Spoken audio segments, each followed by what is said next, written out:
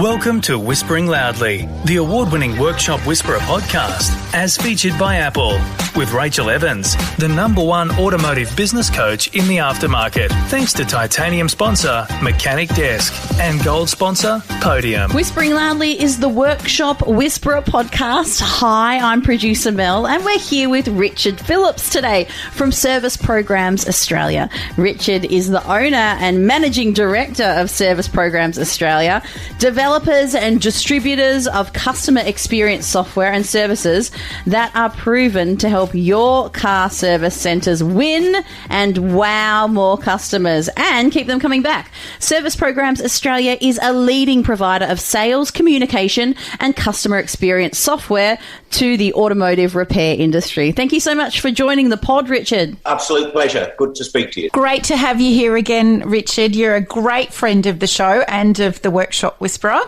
Always good to chat with you. Likewise, I always enjoy it. And no, look, I'm delighted with the association as always. Excellent. Well, why don't we start with you giving us a little bit of background about yourself and the role that you play at Service Programs Australia? Because the last time we had you on, it was mid-pandemic, and we thought that there might have been some good news soon and we would have been out of it, but we were wrong. So for those listeners that may not have got to listen to that episode, can you give us some background?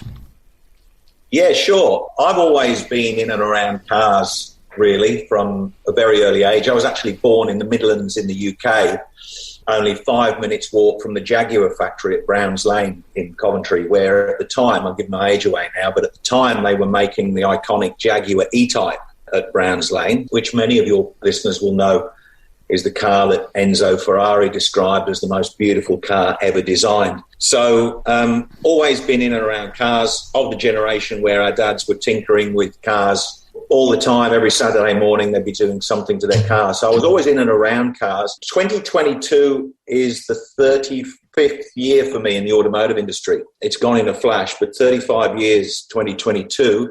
And I've worked across the UK, Europe and the US, always in automotive roles in sales and marketing and training. I came to Australia in 2005, didn't know anybody, started from scratch all over again, and I've loved every minute of it. Since 2005, I've been owner and MD at Service Programs Australia, as Mel said, where we work to provide customer experience and sales software to automotive businesses all the way through family-owned workshops to national chains and OE car manufacturers. So it's a very diverse and interesting customer base. It is indeed. And I've been lucky enough to use, I think, just about everything that you've produced recently through Service Programs Australia, and certainly our clients love the programs as well.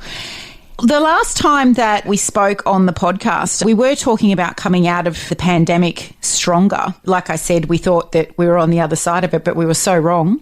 How did the pandemic impact Service Programs Australia as a company, and did you need to make any changes as a company because of what was going on? Look, I think it's universally accepted that it provided everybody with an opportunity to maybe reassess and reset and take a bit of time out really in the lockdown, the enforced time that we had during lockdown, to kind of try and think about things in a different way. I think most businesses did that and gained from it. I mean, initially what it did for our business, of course, was it wiped out the diary in terms of new business because travel was off the agenda. Mm-hmm. So my diary went from being packed full of appointments and meetings to having nothing in it for about 6 or 7 weeks. And that obviously gave us a lot of time to as a group, have a think. But to be honest, because our software products are essentially they're wealth generators, they help our clients win more repair authorizations and sales. If anything, our products became even more relevant than ever during those times when you're suddenly seeing 3 or 4 cars a day instead of 10 or 20 or even more for some of our customers' sales a day, cars a day. Then every single sale counts when you're quieter. So I mean, COVID lockdown did give us some time to look at widening some of the things that we do, some of the offers, certainly in terms of our web and content marketing services, which we've always done, but we've never really heavily promoted. We've since expanded those sorts of services to our clients, and that came about really during COVID because we created a vehicle visuals animated video explaining the way good hygiene practices and procedures were being used and implemented across our industry to reassure customers that it was still safe to bring their car in for a service. And our customers could use it in a number of ways, including on their websites. But a lot of websites were telling us that their original web developer was no longer contactable, or they weren't able to make changes themselves, or they were charged fees for changing content. And it was obviously very frustrating for a lot of our clients. So we decided to expand that web design and content marketing side of our business. So we implemented a new offer on that side of the business with monthly pricing, transparent pricing, no fees for updating content. And that's something I don't think we would have really expanded if we hadn't have had the time to think about some of the things that we were currently doing and how we could improve how we delivered some of those things to our customers. So, hideous experience, COVID. We didn't think we were going to get a second helping, but we did. But out of everything in business, as in life, you've just got to grasp it and make it work for you, really. I think that's one of the things that we've really learned is, we did get a double helping of it, and maybe we'll even get a third. Nowhere near as bad as many other places in the world, but it hasn't been all bad, has it? There's been some great innovation that's come out of it, some things that we've learned that we'll be able to apply towards business for, as long as we own them. It's an incredibly, human beings generally, especially I find Australians are, very, very go ahead and dynamic. But I find, wherever I go in the world, most people in business just want to get on. So, if something knocks them down, their natural reaction, the reason people start and operate businesses in the first place is because they want to have a go. And I find that generally speaking, wherever you are in the world, particularly in the automotive industry, which is incredibly resilient, something knocks you sideways, people generally get up and start running forward again pretty quickly.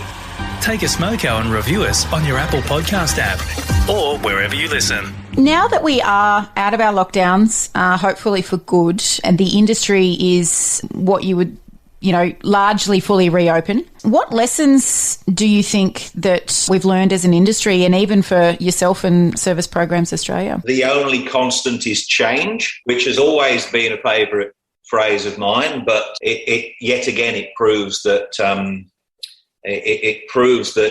you just don't know what's around the corner. It proves that all of the right things to do, even in the good times, are the ones that will keep you in good stead during the tough times. So, I often think about what separates the best workshops. Generally speaking, we deal with a higher end, top tier workshop. The people that get what we do are the people that get it generally.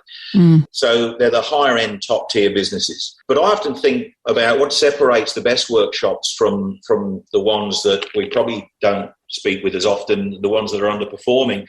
And that's just that the best ones are the ones that are doing all of the things that we know work, but the difference is they're doing them every day and they're doing them consistently well. And I know we agree on a lot of these things, but just things like having a dedicated service advisor will keep your customer experience at the next level, and that pays you back during tough times and immediately afterwards. Good customer experience will increase your retention and you'll bounce back quicker, in this case after the pandemic. Having formalised and documented process in place so they become part of your culture and can be picked up quickly by new team members. That's another a good example of things that will speed up your bounce back after a shock like this has been. And finally, a good management program in your business to run it and make it more efficient, will just make life a lot easier. And find people who aren't afraid to sell additional work, because we have a duty of care as an industry to properly maintain our customers' vehicles. And who doesn't want more sales and customer satisfaction, So I would just say the lessons are, it's just reinforcing the fact that there are things you should be doing in your business at all times. And if you're doing them, you bounce back from sideways knocks a lot quicker. Definitely. And I think at my end, at the Workshop Whisperer, one of the things that we saw, and this should really be relevant for all of you listening to the podcast today is that during the pandemic, Richard, you mentioned top tier shops. So those shops that are really prepared to go with innovation, are flexible with change, have those things implemented that you just spoke about. They weathered the pandemic not just better than everybody else, but really, really well. And we had many clients who had their best trading year on record in 2020. And some of those came from heavily locked down Victoria. And it just was more proof in the pudding for the work that we do here at the Workshop Whisperer, in that if you put your head down and put these things in place that you've just mentioned, Richard, and some other key fundamentals, you can weather anything. Global pandemic, global financial crisis, have money in your war chest so that the next time, and there will be some type of thing, another financial correction, whatever, you're the one that comes out the other side with your business and your lifestyle intact. Was that your experience? Have you seen similar out there? 100%. And just to echo one word you've just used in there, flexibility is absolutely key. And I won't expand on that because you're in a position where you're much better qualified to help your clients, teach them how to build flexibility into what they do. But you're absolutely right. It's fundamental in any business, and also staying ahead of the game in terms of innovation, you just mentioned as well. And that was absolutely critical. I mean, I had a customer that uses a couple of our products yesterday say to me, anything you bring here, we will want, because it's really important that we stay ahead of the game and we've got clear blue water between ourselves and our competitors. And that kind of mindset will help them and business owners in absolutely everything they do, because it filters through everything they do. If I'm being blunt, they will be the survivors in the next 5 years. Yeah. Because there will be a thinning out as, the next generation of technology comes along. And the people that are innovative and flexible will be the survivors. And the great news is they will be super professional, super qualified, and the best bit is super busy. Yes, definitely. Join our free Facebook group, Your Profitable Auto Repair Shop, and join in on the conversation with auto repair shop owners just like you globally. So where do you think Service Programs Australia is going from here, Richard? Is there anything exciting you've got in the works? What's in the mix? Yeah, look, we're always developing new ideas and innovations. We've recently launched a fantastic new video app called Ventavid, and it's a great fit with vehicle visuals. They complement each other really, really well. Professional video products have been popular in dealerships overseas for quite a while now, and they've been growing here in Australia and New Zealand. And I'm not talking here about free video apps. If you're just using video for social media posts and things like that, then the free sort of lightweight apps are just perfect for that. But we're talking about professional video software, which gives service departments the ability to do things like send walk-around videos or videos of a specific issue that they want to draw the customer's attention to, and show them just as though they were showing the customer if they were standing right next to them in the workshop. And the service advisor can add job lines, notes and pricing for the repairs that are recommended, and the customer can approve them direct from the video screen. So it's super quick and convenient for everybody. It's been very, very popular. We brought it here by popular demand, and it is proved to be very popular. And it's, again, like everything we do, it's personalised and branded for each individual business. And each individual service advisor, actually. So, and unlike video, which is built into things like vehicle health check templates and things like that, service video software is incredibly flexible. So, you don't have to record video within the template steps of the inspection. You can record a video anywhere at any stage in the service process, before, during or after. So we're really excited about that one. And yeah, that's certainly a big part of our focus for 2022. And that's in beta now, or it's available now? No, totally available now. We brought it here a few short months before what I now call COVID-2. So the timing wasn't ideal, but we had a fair few users, early adopters, take it on board when we first brought it here. as expected, a bit of a lull during COVID, but I have to say it's come out of the traps. Now things are opening back up again. The inquiry rate has just gone through the roof. So, yeah, we're lining up appointments and new accounts. We're putting new users on that platform daily now, which is terrific. And again, just to reiterate what we've said, it just shows you how resilient the Australian automotive industry is, because the way it's bounced back really quickly out of the traps has been fantastic. And Richard, how do our listeners get in contact with you if they would like to discuss any of the things that you've mentioned today? The best way would be obviously via our website. Our website is serviceprograms.com.au, serviceprograms.com.au. Contact us through the website and we get in touch super quick. Wonderful. Now, before we leave today, I'm just going to ask you for your number one piece of advice that you have for our auto repair shops stepping back into normal trading after what has been an utterly unhinged period for everyone. I think it would be, without having any notes to the question, off the top of my head, it's a favourite of mine. I would say, 35 years this year for me. I have never been more optimistic about our industry and its future, quite frankly. There's a lot of uncertainty and a lot of challenges. Skill shortages, honestly, I don't think it's a problem. Not that I don't think it's a problem. It is a problem, but I don't think there has ever been a time when it has been easy to find the right people. So skill shortage is a massive problem and will continue to be, but I think it's always been an issue.